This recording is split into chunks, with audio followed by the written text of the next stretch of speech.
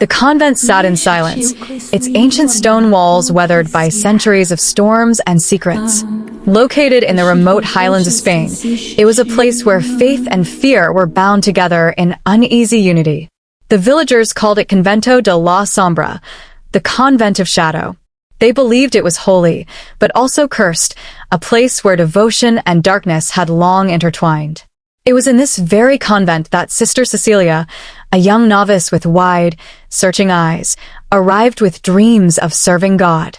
She had come from Italy, her heart brimming with faith, but her soul weighed down by sorrow.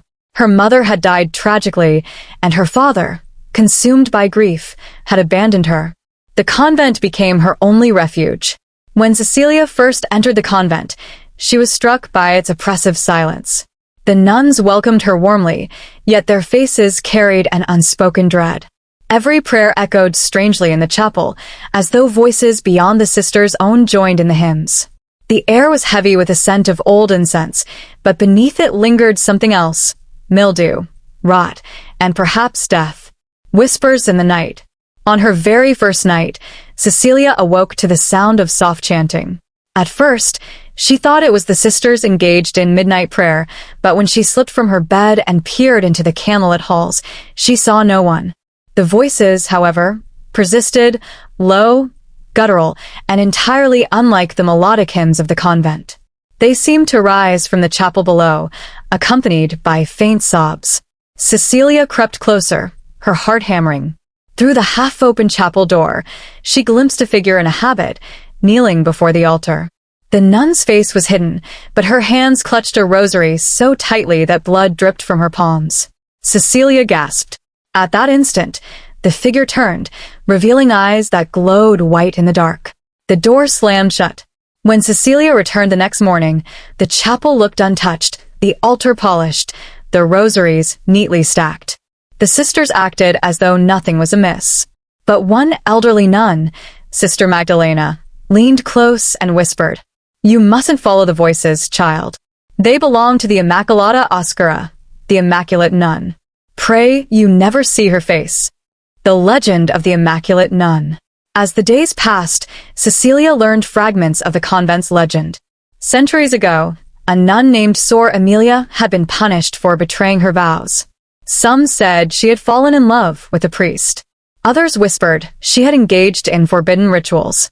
Whatever the truth, the church declared her guilty of heresy and condemned her. But instead of repenting, Emilia cursed the convent, vowing to remain within its walls until the end of time.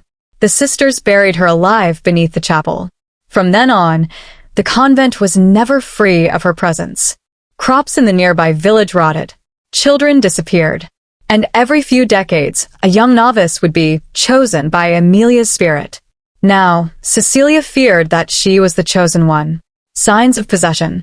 Strange things began happening to her. Her rosary beads turned black overnight. Her prayers were interrupted by whispers that only she could hear. Faith will not save you, only surrender. During meals, the crucifix above the dining hall would sway violently whenever she entered. Candles flickered, though there was no wind. And one evening, as she looked into the convent's ancient mirror, Cecilia saw not her own reflection but a hollow-eyed nun with blood-streaked cheeks. The other sisters began avoiding her. They crossed themselves when she passed. Sister Magdalena confessed quietly, "She has chosen you, Cecilia. The Immaculate Nun wants your soul." The descent into darkness. Unable to bear it any longer, Cecilia sought help from Father Salazar, the local priest who occasionally visited the convent. But even he seemed reluctant. His hands trembled as he revealed that he had seen Emilia once, years ago, and barely survived. "The church has tried exorcisms. All have failed," he admitted. "She is not a demon in the ordinary sense. She is blasphemy itself, clothed in the form of a nun." Cecilia's fear deepened. Each night, Emilia's presence grew stronger. She would appear at the foot of Cecilia's bed, her face hidden beneath a blood-soaked veil. Sometimes she whispered prayers, twisted into curses. Other times, she shrieked so loudly that Cecilia thought her ears would burst. One dreadful night, Cecilia awoke to find herself dragged across the floor by unseen hands. The cold stone burned her skin, and she screamed for help. But when the sisters arrived, they found her alone in the dark. The final confrontation. It was Sister Magdalena who urged Cecilia to face the spirit directly. "You must go to the chapel at midnight," she said. "Bring nothing but faith. If she spares you, you will be free. If not, you will become one of her shadows." That night, Cecilia entered the chapel. The air was colder than ice, the candles snuffing out one by one as she approached the altar. She knelt, clutching her rosary, whispering prayers under her breath. Then the ground shook. The stone floor cracked, and from the fissures rose a skeletal hand, followed by the figure of the Immaculate Nun.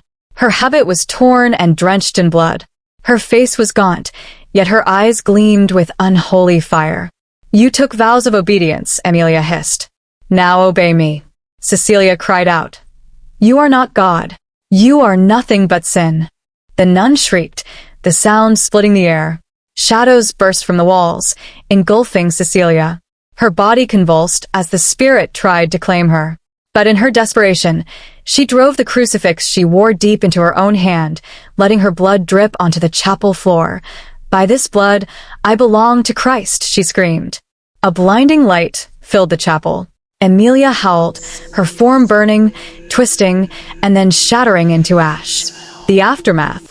When morning came, the sisters found Cecilia unconscious on the altar steps.